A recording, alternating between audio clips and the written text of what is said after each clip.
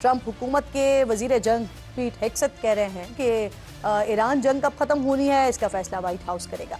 अमरीकी सेनेट में ईरान जंग के खात्मे के लिए करारदाद छठी मरतबा नाकाम हुई है और रॉयटर्स की जानिब से ये बताया जा रहा है कि ट्रंप इंतजामिया के सीनियर हुक्काम ये दावा कर रहे हैं कि जंग बंदी के नतीजे में दोनों मुल्कों के दरमियान लड़ाई खत्म हो चुकी है। लेकिन यहाँ सवाल ये उठता है कि अगर जंग खत्म हो चुकी है तो फिर स्ट्रेट ऑफ हॉर्मुज़ की अमरीकी नाकाबंदी को क्या कहा जाए।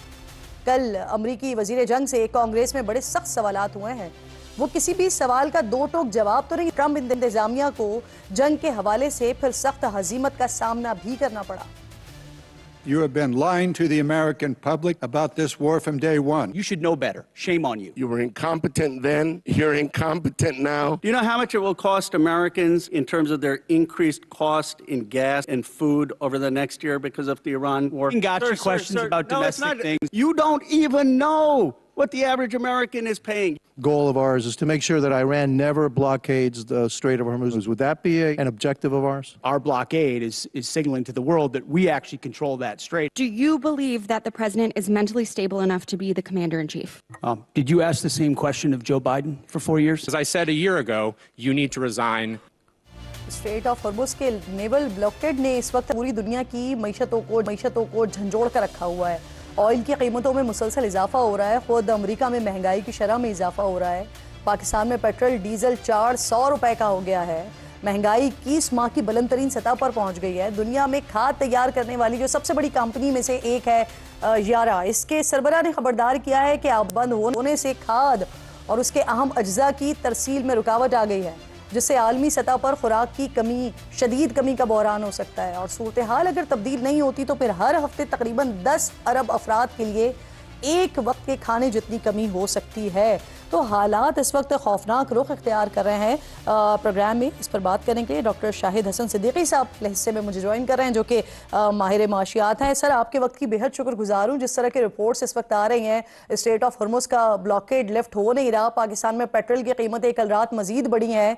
जो रिपोर्ट्स आ रही हैं उसमें बताया जा रहा है कि अगर हालात इसी तरह से चलते रहे तो कितनी बड़ी तादाद में लोगों के खाने पीने की किल्लत का सामना करना पड़ेगा। किस रुख पर जाते हुए आपको हालात दिखाई दे रहे हैं, क्योंकि महंगाई भी डबल डिजिट में जाने वाली है और जो हमारी रिपोर्ट्स हैं उसके मुताबिक तो 8-9% हैं और उससे तो कहीं ज्यादा है फिर जो डबल फिगर में अगर जाने की बात हो रही है तो जो जा चुकी है। बहुत शुक्रिया आपका। मैं पहले आपसे कर दूं कि इस हकीकत को तस्लीम कर लें, जो कि नहीं की जा रही, कि ये जो जंग मुसल्लत की गई है ईरान के ऊपर, ये 9/11 के बाद इस्तेमारी मकासद के उसूल के लिए सबसे बड़ी फैसला कुन जंग है ये, और ये बड़ा संगीन मरहला है। इसको इसी तरह से देखें जिस तरह इराक पे हमला किया गया था। आपने इस्तेमारी मकासद हासिल करना चाहता है और उसमें पेंटागन की मुकम्मल सपोर्ट है। ये असरात जंग अगर कल भी खत्म हो जाए तो दुनिया पर लंबे अरसे के लिए रहेंगे। लेकिन जब आप पाकिस्तान की बात करते हैं तो मैं ये समझता हूँ कि पाकिस्तान पे इसके असरात दुनिया में दूसरे बेशतर मुल्कों के मुकाबले में कहीं ज्यादा संगीन होंगे। उसकी वजह 3 है। नंबर 1, पाकिस्तान की मईशत 28 फरवरी 2026 को जब ये जंग शुरू हुई थी उससे पहले बहुत ज्यादा गैर मुस्तहकम हो चुकी थी और हमारे बेशतर माशरे शहरिये जवाल की तरफ जा रहे थे। नंबर 2 ये कि हमने हमारी तमाम हुकूमतों की रही हैं वो ये है कि अपनी टैक्सों की वसूली, कौमी बचतें, सरमायाकारी और बरामदात के बजाय गैर मुल्की इमदाद, कर्जे और रेमिटेंसेस और गैर मुल्कों की डिपॉजिट्स उस पर ये चलाई जा रही थी, वो खतरे में पड़ गई है। और तीसरे, दुनिया का शायद चंद जो IMF में इतना ज्यादा इन्हिसार करते हैं जितना हम करते हैं, 24 मरतबा और 25 मरतबा जाने की तैयारी है। और IMF की शराइत की आड़ में अशराफिया को नवाजने की पॉलिसी आज भी अपनाई जा रही है। ये बात मैं इसलिए अर्ज कर रहा हूँ। शायद साहब मैं इसी बात पर आ रही थी आपके पास सर। ये जो 28 रुपए 69 पैसे कीमत बढ़ाई गई है और लेवी बढ़ाई गई है सिर्फ ये, तो सर पेट्रोल पर 100 रुपए ऊपर लेवी ली जा रही है।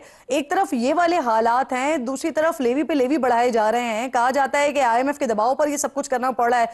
तो सर इतने नागुज़ीर हालात हैं, फोर्स मेजोर की तरफ को देखते हुए हम क्यों कोई रिलीफ नहीं ले पा रहे हैं? जब आप बता रहे हैं खुद के 24वें प्रोग्राम की तरफ हम जा रहे हैं, हम IMF से कोई रिलीफ क्यों नहीं ले पा रहे हैं? पहले मैं आपसे अर्ज कर दूं कि IMF का इन चीजों से कतई कोई दूर दूर तक ताल्लुक नहीं है। मैं पूरी जिम्मेदारी से कह रहा हूँ। मैं आपको बता दूं है क्या। शहबाज शरीफ साहब ने, वज़ीर-ए-आज़म पाकिस्तान, क्या उन्होंने ये नहीं कहा था कुछ अर्से पहले कि पाकिस्तान में एफडीआर जो है, तो उसकी कैपेसिटी है जितने टैक्स लेने चाहिए उससे 15,000 अरब रुपया सालाना कम वसूल कर रहा है। ये वज़ीर आज़म का बयान है। लेकिन अगर आप सूबों को भी देख लें, जहाँ तीनों बड़ी पार्टियों की इस वक्त हुकूमत है, वो सब मिला के 25,000 अरब सालाना टैक्सों की बद में कम वसूल कर रहे हैं। यही हमारी तमाम खराबियों की जड़ है। और इसका सारा मलबा कभी पेट्रोलियम लेवी, कभी जीएसटी और आईएमएफ के खाते में डालते हैं। मैं आपको ये बता दूं, दो फिगर्स अगर आप देख लें तो तमाम चीजें वाज़ेह हो जाएंगी। अब आप देखेंगे जून 2022 में अगर हम चले जाएं तो पाकिस्तान में एक साल में पेट्रोलियम लेवी यानी भत्ता 127 अरब रुपए वसूल किया गया था एक साल। अब वही भत्ता जिसमें सूबों का हिस्सा नहीं होता 1468 अरब रुपए इस साल का, यानी इस साल 1341 अरब रुपया भत्ता जिसमें सूबों का हिस्सा नहीं है वफाक वसूल कर रहा है, जिसकी वजह से दालें, सब्जियां, गोश्त, ट्रांसपोर्ट के किराए और सनतों की पैदावार लागत हर चीज बढ़ेगी। कुछ ही महंगा हो रहा है। ये बिल्कुल दुरुस्त कह रहे हैं आप। बहुत शुक्रिया आपका शाहिद साहब, आप साथ मौजूद थे और जिस तरह की आप गुफ्तगू कर रहे हैं, इख्तियार के साथ मौजूद हैं। मेरे इंतहाई मोअज़्ज़ज़ मेहमान हैं नईम हैदर पंजोता साहब। बहुत शुक्रिया आप दोनों मोअज़्ज़ज़ मेहमानों की। इख्तियार साहब, आपसे ये जरा बात का आगाज करते हैं ना सर। जिस वक्त आप लोग अपोजिशन में थे तो याद है मुझे पीटीआई की हुकूमत थी, उस वक्त जब पेट्रोल के पैसे बढ़ाए जाते थे, IMF का तस्करा किया जाता था, तो आप लोग तो ये कहा करते थे कि जी ये गिरवी रख दिया है मुल्क को।